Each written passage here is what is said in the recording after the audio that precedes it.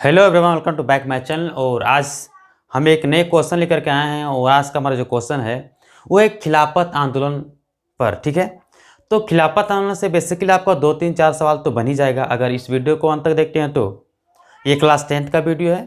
ठीक है, इसमें क्लास 10th के जो आपका हिस्ट्री का जो सेकेंड चैप्टर आता है भारत में राष्ट्रवाद का उदय, और उसी में हमें एक छोटा सा टॉपिक पढ़ना होता है खिलाफत आंदोलन के बारे में, क्योंकि ये हमारे राष्ट्रवादी आंदोलन के दृष्टि से बहुत ही इंपॉर्टेंट टॉपिक है हमारे लिए और पढ़ना भी जरूरी है। तो चलिए देखते हैं। तो सबसे पहले यहाँ पर एक सवाल ये बनता है कि खिलाफत आंदोलन क्या है। ये पहला सवाल है कि खिलाफत आंदोलन क्या है। और दूसरा सवाल यहाँ पर यह भी बनता है कि खिलाफत आंदोलन की शुरुआत किसने की थी और कब की थी।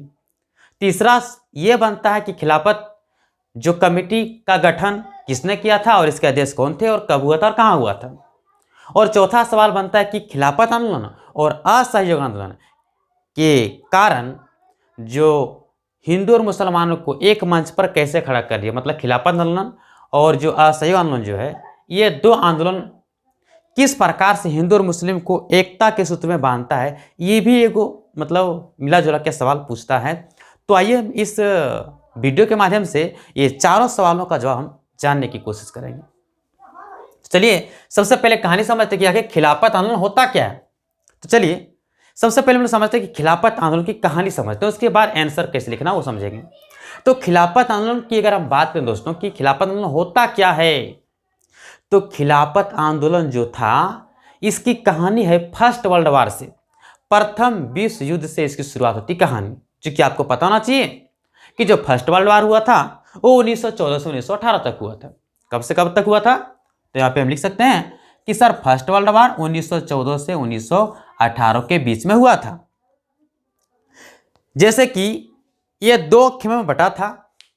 ठीक है, ये जो पूरी दुनिया थी वो दो खेमों में बट गया था, दो ग्रुप में। एक ग्रुप में था जो हमारे डेवलप कंट्री बोलिएगा तो मतलब जो अमेरिका है, ब्रिटेन है, और दूसरे तरफ से देखा जाए तो जर्मनी।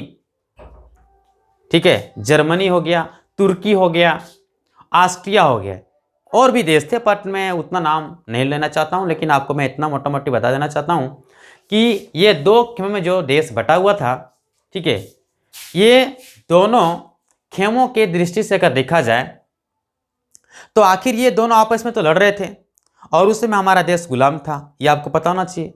ये बात हो रही 1914 से 1918 के 1900 के बीच में, चूंकि फर्स्ट वर्ल्ड तो उसी में हुआ था। तो मैं बात बता दूं आपको कि उस समय हमारा देश ब्रिटिश का गुलाम था, अर्थात अंग्रेजों का शासन था, और इसलिए अंग्रेजों ने हमारे गांधी जी से यह वादा किया सबसे पहले कि अगर आप हमारा साथ देंगे तो हम आपके देश को आज़ाद कर देंगे। ठीक है, और मुसलमानों से यह वादा किया था कि अगर आप हमारा साथ देंगे तो आपको हम यहाँ पर जो तुर्की में जो विभाजन होने वाला था उसमें हम थोड़ा सा आपके जो धार्मिक स्थल हैं उसको हम थोड़ा सा बचाएंगे। तो इससे जो वादा किया, गांधी जी से जो वादा किया, ये किसी से वादा, अंग्रेज बेसिकली विश्वासघात करते थे तो किसी का ये वादा को पूरा नहीं करते थे, तो इस प्रकार से उसके वादा को पूरा नहीं किया जाता है। और जब अंत में ये बात आ जाती है कि बेसिकली जब फर्स्ट वर्ल्ड वार में तुर्की की हार हो ही जाती है, तो तुर्की की हार होने के बाद ये अफवाह फैल गया था। चूंकि जब जैसे हार हुआ ना तो वहां से बहुत सारे दूत गए अलग अलग जगहों पर और ये अफवाह फैलाने लगे कि देखिए हम लोग का जो मुसलमान धर्म है ये बहुत ही खतरे पर है, चूंकि हमारा जो खलीफा का जो पद है वो हटने वाला है, मतलब यहाँ मुसलमान का शासक हटने वाला है और ये विभाजन होने वाला है। तो यहाँ का स्थल कुछ अमेरिका लेके जाएगा, यहाँ का स्थल कुछ ब्रिटेन लेके चला जाएगा, तो दिक्कत हो जाएगा। और चूंकि ये बहुत ही धार्मिक प्लेस था, मुसलमानों का एक धार्मिक स्थल था, तो मुसलमानों का एक धार्मिक दृष्टि से एक अपमान भी था। इसलिए जब ये अफवाह फैली कि ऐसा ऐसा बात हो रहा है, तो ये बात जब यहाँ पर पहुँची भारत में, तो भारत के मुसलमान ने तो कुछ पहले तो हार मान लिया था कि यार हम लोग तो खुद गुलाम हैं, हम लोग क्या मदद कर सकते हैं। लेकिन फिर लोगों ने हिम्मत जुटाई और उसने कहा चूंकि हमने अंग्रेज हमारे से वादा भी किया था, तो इस बात को लोगों ने क्या किया, एक कमेटी बनाया। ठीक है, एक क्या बनाया, कमेटी बनाया, क्योंकि उसे पता था कि संधि होने वाला है, समझौता होने वाला है और समझौता में बंटवारा हो जाएगा, तुर्की का बंटवारा हो जाएगा, ठीक है। और वहाँ का जो खलीफा का जो पद होता है, खलीफा का मतलब होता है ना, जैसे कि जितने मुसलमान होते हैं पूरी दुनिया का, उसका जो पूरे विश्व के मुसलमानों का जो आध्यात्मिक गुरु होते हैं, मतलब धार्मिक जो गुरु हैं ना, उसे खलीफा कहा जाता था। तो बेसिकली खलीफा का जो पद हट जाएगा तो मुसलमानों के धार्मिक दृष्टि से अपमान भी था। तो इसीलिए एक कमेटी बना 1919 में मुंबई में। कब बना? एक कमेटी, उसका नाम था खिलाफत कमेटी। तो खिलाफत कमेटी बनाई जाती है 1919 में मुंबई में। और इस खिलाफत कमेटी के जो आश्चर्यचकित बात यह है कि इसके अध्यक्ष कौन थे? तो भैया हमारे गांधी जी थे। कौन थे अध्यक्ष? गांधी जी थे। ये लड़ाई किसकी है? मुसलमानों की। पर खुशी की बात यह है कि इसे अगुवाई कौन कर रहे हैं, इसके अध्यक्ष कौन है? तो हमारे गांधी जी हैं, ठीक है।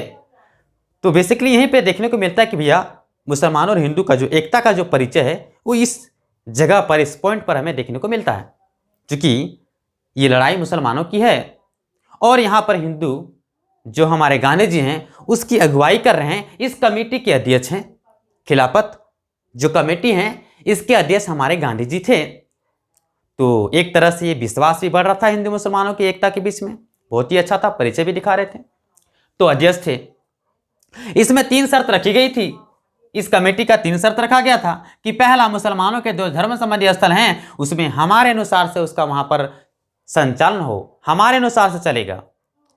क्योंकि आपको पता ना, जो तुर्की जो प्लेस था ना वो धार्मिक प्लेस की दृष्टि से बहुत ही मतलब मुख्य स्थल माना जाता है। जैसे कि मुसलमानों का धार्मिक प्लेस मक्का, मदीना, सऊदी अरब, ये सब धार्मिक प्लेस है ना, तो इंपॉर्टेंट प्लेस हो जाता है मुसलमान धर्म के लिए। तो इसीलिए तुर्की भी एक बहुत ही धार्मिक दृष्टि से बहुत ही महत्वपूर्ण धार्मिक प्लेस था।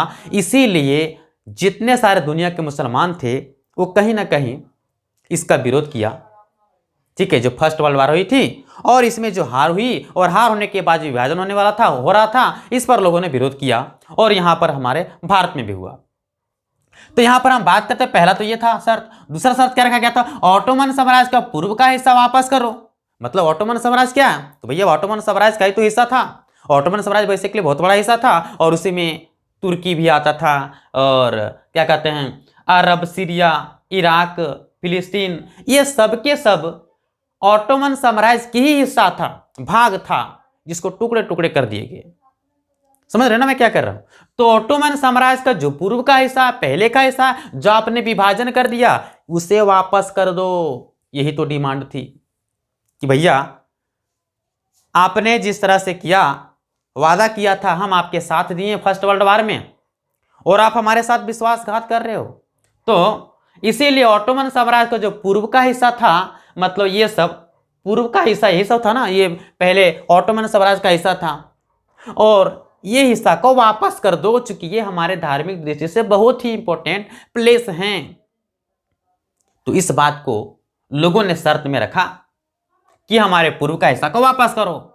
और इसने तीसरा शर्त रखा कि ये सब जो स्थल हैं इन जगहों पर मुसलमानों का ही शासक होना चाहिए, गैर मुसलमानों का शासक नहीं होना चाहिए। इस बात, ये शर्त भी रखा गया था। ये तो 3 शर्त था मुख्य रूप से, और ये 3 शर्त को लेकर के ऐलान किया गया। तो गांधी ने तीनों शर्त को अंग्रेजों के सामने में परोसा रखा और उसे ऐलान किया कि ये तुम्हें 3 शर्त को पूरा करना होगा और जो तुमने बंटवारा किया, विभाजन किया, उसे वापस करना होगा, ठीक है। तो अगर तुम इस हमारे शर्त को पूरा नहीं करोगे तो ये आंदोलन तो चलेगा ही चलेगा, साथ में असहयोग आंदोलन भी चलेगा।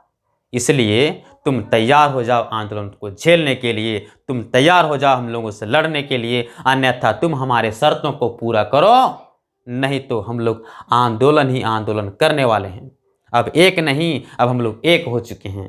अब हिंदू और मुस्लिम सब एक हो चुके हैं और जब सब एक होकर लड़ेंगे तो शायद आप पर बहुत भारी पड़ सकता है और यह आंदोलन बहुत ही बड़ा होने वाला है, भयंकर रूप लेने वाला है। इसीलिए कहा जाता है कि जो खिलाफत आंदोलन है, ठीक है। अब सर ये तो कहानी था, इस कहानी को, ये कहानी आपको हम बता दें कि खिलाफत आंदोलन क्या था और किस प्रकार से हिंदू और मुसलमानों को एकता के मंच पर खड़ा कर दिया। तो आपने देखा कि आंदोलन भले ही मुसलमानों का था पर इसकी अगुवाई हमारे महात्मा गांधी जी कर रहे थे। तो यहाँ पर एकता का परिचय देखने को मिलता है। और जब ये शर्त को नहीं माना तो इस शर्त के बाद ये भी गांधी जी ने कहा कि इसके साथ साथ असहयोग आंदोलन की शुरुआत होगी। तो असहयोग आंदोलन में मुसलमानों ने भी साथ दिया। ठीक है, तो इसलिए हम कह सकते हैं कि असहयोग आंदोलन और खिलाफत आंदोलन को दोनों को एक मंच पर खड़ा कर दिया। ठीक है, खिलाफत आंदोलन के कारण। तो आइए, तो अब हमारे 2-3 सवाल बन जाएंगे। अब हम लोग शॉर्ट में कैसे लिखेंगे, चूंकि एग्जाम में लिखना है तो कहानी था समझने के लिए लिखा, हम इतना तो नहीं लिख सकते हो ना। तो अब एग्जाम में कैसे लिखोगे, तो देखिए शॉर्ट में लिखना, आपको उतना लंबा चौड़ा नहीं लिखना है रामायण कथा। तो फर्स्ट वर्ल्ड वार में ऑटोमन तुर्की की हार हो चुकी थी, यह बात आपको लिखना ही पड़ेगा। और अफवाह फैल गई थी कि खलीफा का पद हट गया, ठीक है, और उस पर एक संधि थोपी जाएगी, मतलब एक समझौता थोपी जाएगी और समझौता उसको मानना पड़ेगा। ठीक है, जो भी समझौता होगा कि भैया हम आपके ये साम्राज्य का बंटवारा कर लेंगे, ये वो ले जाएगा आपके राज्य को कुछ भाग को, और साथ ही साथ आपके अधिकार छीने जाएंगे, आपका पद हट जाएगा, यहाँ पे दूसरे लोग का शासन आ जाएगा, मतलब तरह तरह के जो भी संधि होगा वो आपको मानना पड़ेगा। ठीक है, तो खलीफा के आत्म सम्मान की रक्षा के लिए मार्च 1919 में बंबई में खिलाफत कमेटी का गठन किया गया था, जिसके अध्यक्ष हमारे महात्मा गांधी जी थे। तो खिलाफत आंदोलन के नेता मोहम्मद अली और शौकत अली थे, और महात्मा गांधी ने यह ऐलान किया था कि अगर खिलाफत कमेटी के शर्त को पूरा नहीं करेंगे तो यह आंदोलन तो चलेगा ही चलेगा, साथ ही साथ में असहयोग आंदोलन भी चलेगा। तो ये रहा, शॉर्टकट में आप लिख सकते हो। अगर बहुत शॉर्ट में आपको सिर्फ एक लाइन में जवाब देना हो तो आप ये भी दे सकते हो कि सर खिलाफत आंदोलन क्या है, किसे कहते हैं, तो आप सिंपल सी भाषा में बोल दिए कि सर खिलाफत आंदोलन का मतलब होता है कि प्रथम विश्व युद्ध में ऑटोमन साम्राज्य तुर्की की हार के कारण खलीफा का पद हट गया था, मतलब खलीफा का जो पद होता है, ठीक है, वो हट गया था, और उसके कारण यह अफवाह फैल गई थी कि उस पर एक संधि थोपी जाएगी, और चूंकि उसका बंटवारा भी हो रहा था, इस वजह से भारत में खिलाफत आंदोलन की शुरुआत हुई। ठीक है, चूंकि ये मुसलमानों के लिए अपमानजनक भी था, धार्मिक प्लेस की दृष्टि से, धर्म की दृष्टि से, इसलिए लोगों ने इसका विरोध किया, जमकर विरोध किया। ठीक है, तो बस यही चीज आपको लिख देना है कि फर्स्ट वर्ल्ड वार में ऑटोमन तुर्की की हार हो चुकी थी, और यह अफवाह फैल गई थी कि खलीफा का पद हट गया है और उस पर एक संधि थोपी जाएगी, और खलीफा के आत्मसम्मान की रक्षा के लिए, उसके सम्मान की, उसका इज्जत प्रतिष्ठा बना रहे, इसकी रक्षा के लिए, ठीक है, मार्च 1919 में बंबई में खिलाफत कमेटी का गठन किया गया था, और इसके अध्यक्ष हमारे गांधी जी थे, और खिलाफत आंदोलन के जो नेता थे वो मोहम्मद अली और शौकत अली थे। तो गांधी ने ऐलान किया कि अगर ये खिलाफत कमेटी के 3 शर्त को अगर नहीं पूरा करते हो तो हम लोग आंदोलन करेंगे, और ये आंदोलन तो करेंगे, साथ ही साथ में असहयोग आंदोलन भी करेंगे। तो ये था खिलाफत आंदोलन। ठीक है, तो खिलाफत आंदोलन क्यों हुआ था, क्या था, नहीं था, बेसिकली आप लोग सीख ही गए होंगे, और वीडियो बहुत लंबी हो जाएगी, तो इसको हम यहीं तक एंड करते हैं। तो मिलते हैं नेक्स्ट वीडियो में, तब तक के लिए धन्यवाद।